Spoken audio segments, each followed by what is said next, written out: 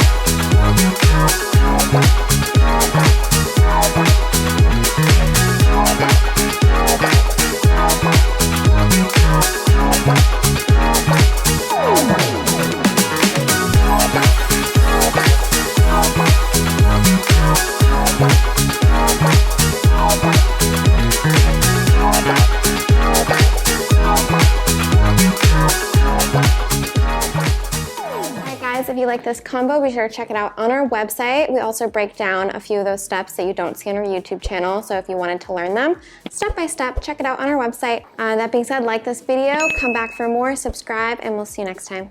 Bye.